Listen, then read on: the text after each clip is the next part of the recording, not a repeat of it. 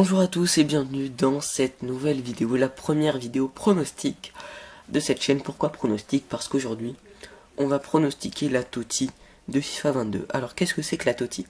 La TOTY, donc c'est la Team of the Year, l'équipe de l'année, pardon pour l'accent anglais. Et donc elle sert à élire sur 80 nominés les 11 meilleurs joueurs de l'année. Et je me suis dit que ça pouvait être une bonne idée de faire une vidéo là-dessus. Donc on a les nominés gardiens, les nominés défenseurs, les nominés au milieu de terrain et les nominés en attaque. On va dire les 11 meilleurs joueurs de cette année. On commencera donc dans l'ordre de gauche à droite, gardien jusqu'à attaquant. Donc si vous aimez la chaîne, n'hésitez pas à vous abonner. Vous pouvez aussi liker mes précédentes vidéos et celle-ci aussi du coup quand elle sera finie. Vous pouvez aussi laisser un petit commentaire. Et on peut commencer du coup maintenant la vidéo. Et on commence avec les gardiens. Donc on a Thibaut Courtois qui a rien gagné cette année, Donnarumma qui a gagné l'Euro et qui a gagné aussi le trophée Yashin récompensant le meilleur gardien de l'année, Ederson qui a gagné la Première Ligue, Maignan qui a gagné la Ligue 1, Martinez qui a gagné la Copa América avec l'Argentine, Mendy qui a gagné la Champions League et Oblak qui a gagné la Liga. Donc ils ont tous gagné au moins quelque chose à part Thibaut Courtois qui fait quand même une grosse saison. Donc je pense que là, sur ce choix des gardiens, ça se joue entre deux. Entre celui qui a gagné l'Euro et entre celui qui a gagné la Ligue des Champions. Donc je parle bien sûr de Donnarumma et Mendy. D'ailleurs, petite précision, tous les gardiens que vous voyez là, ils sont tous dans ma vidéo précédente où je vous dis mon top 25 des meilleurs gardiens de cette année. Donc vous pouvez aller la voir, ça me ferait très plaisir. Et donc je pense que ça va jouer entre ces deux-là. Mais pour le trophée Yashin qui récompense le meilleur gardien de l'année, c'est Donnarumma qui l'a gagné. Et je pense que c'était pas du hasard. Je pense que c'était mérité pour le gardien du Paris Saint-Germain qui a fait aussi une très bonne saison avec l'AC Milan la saison passée où il a terminé deuxième de Serie A il me semble. Donc régulier sur toute l'année. Et donc pour moi il le mérite amplement sa place dans la TOTY. On passe aux défenseurs. Alors moi, j'aime bien quand tout est carré, j'aimerais bien qu'on mette des défenseurs droits pour le poste de défenseur droit, un défenseur gauche pour le poste de défenseur gauche et deux défenseurs centraux. Donc j'aimerais bien qu'on respecte bien les postes. Alors on a David Alaba, Alexander Arnold, César Azpilicueta, Bonucci, Chiellini, les deux Italiens qui ont gagné l'Euro, Davis, Günther de Fribourg, Achraf Hakimi, Théo Hernandez, Mats Hummels, Jesus Navas, Joao Cancelo, Jordi Alba, Simon Kjær, Jules Koundé. On a Marquinhos, Reinildo de Lille. On a Romero, Ruben Dias, Rudiger, Shaw, Skriniar, Leonardo Spinazzola, Kieran Trippier qui a été donc transféré à Newcastle et Kyle Walker. Donc je propose qu'on commence par le défenseur droit et pour moi ça se joue entre Alexander Arnold qui fait une grosse saison avec Liverpool même s'il gagne rien. Hakimi, une grosse saison aussi avec l'Inter, même s'il est au Paris Saint-Germain, là il avait gagné la Serie A avec l'Inter cette année. Alors Cancelo, je préfère le mettre en latéral gauche si jamais on doit le mettre dans la TOTY. Et ensuite on a qui on a Kieran Trippier et Kyle Walker. Donc Kieran Trippier qui fait pas une saison de fou à part la Liga avec l'Atlético. Et après il y a Kyle Walker, finaliste de la Ligue des Champions. Donc c'est un choix compliqué. Alors j'éliminerai peut-être Achraf Hakimi qui ne joue pas en sélection nationale et donc du coup ça le dévalorise un peu je trouve. Donc j'éliminerai bien entre les deux Anglais, Alexander Arnold et Kyle Walker.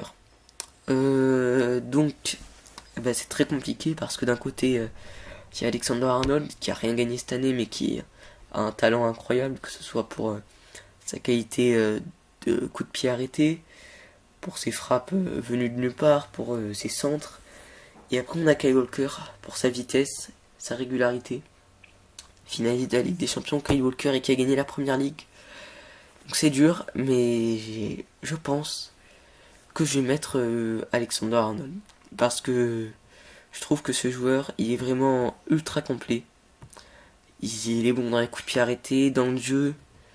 Il est vraiment bon partout. Kyle Walker, excellent aussi. Mais pour son début de saison incroyable avec Liverpool, je pense que je vais mettre Alexander Arnold. Vraiment, ça se joue à pas grand chose. Dites-moi d'ailleurs en commentaire qui vous aurait mis au poste de latéral droit. On pourra en débattre. Et on passe aux deux défenseurs centraux. Bon, il y en a un, vous le connaissez déjà. C'est Ruben Dias, hein, voilà, qui a gagné la Ligue des Champions. Pardon, n'importe quoi. Qui a gagné la Première Ligue avec Manchester City. Et qui a été finaliste du coup de la Ligue des Champions. Bah, c'est un peu la révélation de l'année, hein, voilà, il a été brillant, que ce soit avec le Portugal ou avec Manchester City. Il a gagné un titre, la Première Ligue. Franchement, il le mérite amplement. S'il n'y avait pas Ruben Dias dans la charnière de Manchester City, je sais pas s'il serait allé aussi loin en Ligue des Champions. Et donc, il faut un deuxième défenseur central. Alors, qui on a? On a Rudiger qui a gagné la Ligue des Champions. Koundé qui fait une bonne saison. Marquinhos, grosse saison. Qui on a d'autres? On a Chiellini et Bonucci, les deux compatriotes italiens qui ont gagné l'Euro. Azpilicueta aussi, Simon Kjær, qu'il faut pas oublier. Mats Hummels. Mais voilà, c'est très très serré. Mais je pense que même si Bonucci et Chiellini ont gagné l'Euro, ils n'ont pas fait une saison de fou avec la Juve. J'aurais plus tendance à dire Marquinhos, qui peut être vraiment décisif dans les grands moments avec le Paris Saint-Germain. Et je pense, voilà, c'est un capitaine incroyable. C'est un défenseur incroyable.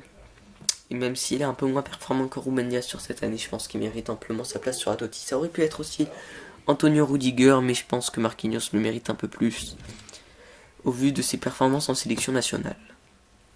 Il nous reste le latéral gauche. Alors, qui on a en latéral gauche? Si je repars du début. On a, alors David Alaba, c'est plus un défenseur central. Maintenant, on a Davis. Günther, il me semble que c'est un défenseur gauche aussi. Théo Hernandez. Cancelo, du coup. Ah, il y avait Jesus Navas en latéral droit. Aussi, oui, bah, je pense que Alexander-Arnold, il mérite quand même un. On a Jordi Alba. On a Reinildo, je crois, non? Qui est défenseur gauche aussi. On a Luke Shaw, grosse saison aussi. On a Spinazzola et c'est tout. Moi, je pense que celui qui le mérite le plus, c'est Joao Cancelo. Il fait une saison de fou malade avec Manchester City. Très régulier avec le Portugal. Il a réussi à se reconvertir de latéral droit à latéral gauche. Donc franchement, et il est toujours aussi performant, c'est ça qui est fou. Donc franchement, bravo à lui et je pense qu'il mérite sa place dans la Totti. Et on commence avec le milieu de terrain. On a Nicolo Barella, Jude Bellingham, Bruno Fernandes, Casemiro, Dani Olmo, Kevin De Bruyne, Dias, Fabinho, Nabil Fekir, Phil Foden, Leon Goretzka, Jorginho, N'Golo Kanté, Joshua Kimmich, Philippe Kostic, Locatelli, Lucas Paqueta, Marcos Llorente, Modric, Mason Mount, Thomas Müller, Pedri, Heung-min Son, Marco Verratti et Florian Wirtz. Alors, bon, il y en a deux déjà, pour moi c'est des évidences. Bon, déjà le premier vous le connaissez, hein. C'est le seul qui a gagné l'Euro et la Ligue des Champions cette année, c'est bien évidemment Jorginho. Voilà, il a été ultra performant cette année. Il a gagné la Ligue des Champions, il a gagné l'Euro. Il est toujours aussi régulier dans ses performances. Et il sait aussi très très bien tirer les pénaux. C'est très intéressant aussi pour un milieu central comme lui. Et ce qui est fou, c'est qu'il est aussi bon à la récupération du ballon que dans les transitions de passe dans le jeu. Donc franchement, je pense qu'il mérite amplement sa place dans la Totti. Voilà, de toute façon, c'était sûr qu'il allait être dans la Totti. Vu que je crois que c'était le meilleur milieu classé au Ballon d'Or, ouais. Parce qu'ensuite, il y avait Messi premier, Lewandowski deuxième et donc Jorginho troisième.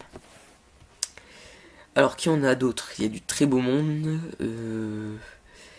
Fabinho, Dias, oui, bah oui. De Bruyne, bien évidemment. Il fait une saison de fou aussi avec City. Il gagne la Première Ligue, demi-finale de Ligue des Nations avec la Belgique, quart de finale de l'Euro. Non, franchement, je trouve il mérite largement sa place dans la Totti. C'est un milieu qui apporte aussi bien offensivement que dans le jeu. Donc franchement, bravo à lui et il continue de nous régaler. Et alors là, il en faut un dernier. Alors on a Barella, c'est vrai qu'il fait une grosse saison, Barella quand même. Il fait la Serie A avec l'Inter et il gagne l'Euro. Peut-être un peu jeune pour la Totti. Bon, après il y a Alexander-Arnold aussi, donc qui on a d'autres? On a Fabinho, Goretzka, Kanté, Kanté qui a fait une énorme saison cette année. Verratti, Son aussi énorme saison. mais bon, un peu décevant en Conférence League avec Tottenham. Je pense que je vais partir sur N'Golo Kanté parce qu'il a fait des performances de fou en équipe nationale. Il a gagné la Ligue des Champions avec Chelsea. Il est monstrueux à la récupération du ballon, il est monstrueux dans le jeu, il est partout, il a 3 poumons. C'est N'Golo Kanté, quoi.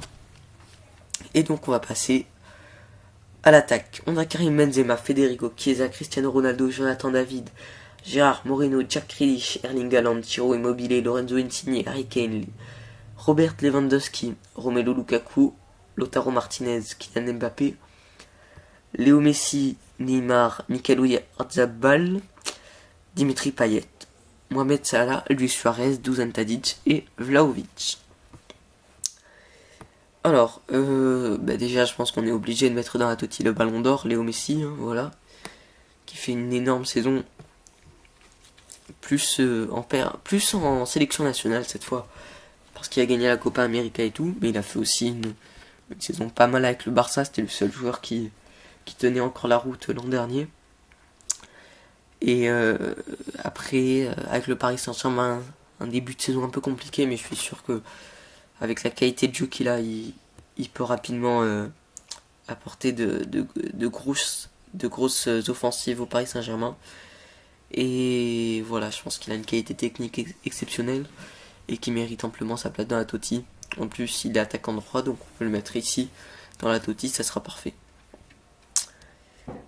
Et alors, on a Ronaldo, Benzema, Kane, Lewandowski. Bon, Lewandowski, voilà. Deuxième au Ballon d'Or aussi. Certains disent aussi qu'il méritait d'être Ballon d'Or, c'est tout à fait compréhensible. Moi, personnellement, je trouve que les deux, ils ont été excellents sur cette année, qu'on ne pouvait pas les départager.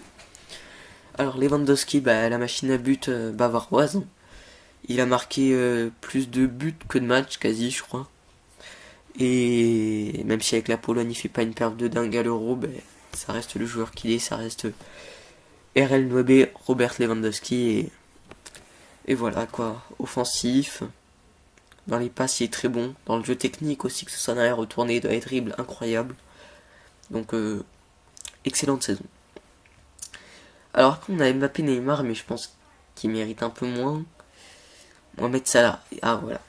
Pour moi ça se joue entre Mohamed Salah et Karim Benzema. Cristiano Ronaldo qui fait des performances un peu moins bonnes cette année. Bon, après avec Manchester il est excellent, mais avec la Juve il n'a pas été incroyable en début d'année. Ceux qui ont été vraiment réguliers, c'est Benzema et Salah. Mais je trouve que Benzema était peut-être un peu plus régulier sur la saison passée que Mohamed Salah, même si Mohamed Salah il débute très très fort. Karim Benzema il débute aussi très très fort, donc je pense que je peux m'appuyer que sur cet argument pour les départager. Sur le fait que Benzema a peut-être fait une meilleure saison l'an passé, il a gagné la Ligue des Nations avec la France, tandis que Mohamed Salah n'a rien gagné, donc je pense que c'est un des seuls arguments qui pourra départager les deux sur cette Totti. Et donc voilà, on a fini la Totti. Donc on a au goal Gigio Donnarumma, charnière centrale Ruben Dias Marquinhos, défenseur gauche Joao Cancelo, défenseur droit Arnold. Au milieu on a Jorginho, Kanté, De Bruyne, et en attaque on a Messi, Lewandowski et Benzema. Donc ça nous fait combien? Ça nous fait 3 joueurs du Paris Saint-Germain, 3 joueurs de City, un joueur de Liverpool, 2 joueurs de Chelsea, un joueur du Bayern et un joueur du Real. Voilà, c'est assez mix, je trouve. Donc voilà, je pense qu'on a fait une Totti plutôt cohérente. Je pense que tous les joueurs ont été excellents cette année et méritent amplement leur place dans la Totti, même si à quelques postes il y a peut-être discussion. Il y aura aussi le 12e homme de la Totti. Alors ça, je me souviens l'année dernière qu'ils avaient fait un vote sur FIFA 22 en fait. Ils te proposaient 3 joueurs en joueur de prêt. Tu choisissais un joueur et du coup ça comptait comme un vote pour le 12e homme. Donc l'année dernière ça avait été Messi. Cette année je pense que ça sera Mohamed Salah au vu de ses performances cette année, notamment en début de saison incroyable. Donc voilà, on va soumettre le vote de la Totti. Donc n'hésitez pas à liker la vidéo, à vous abonner, à laisser un petit commentaire pour potentiellement débattre sur cette Totti. Vous pouvez aussi aller voir les anciennes vidéos que j'ai faites, enfin anciennes, elles datent de 2 mois tout au maximum, donc je pense que elles sont pas encore périmées. Donc voilà, moi ça a été un plaisir de construire cette Totti, en espérant donc que je me serais pas trompé sur les pronostics. Donc ben voilà. Que dire de plus à part merci si vous avez regardé cette vidéo. Donc je prépare plein de vidéos, que ce soit des vidéos pronostics, classement ou analyse, voilà. Donc je vous prépare tout ça et j'essaie de vous sortir ça le plus vite possible. Voilà, j'espère que vous avez kiffé la vidéo. C'était Foot 2.0. Moi je vous dis à bientôt. Allez, ciao!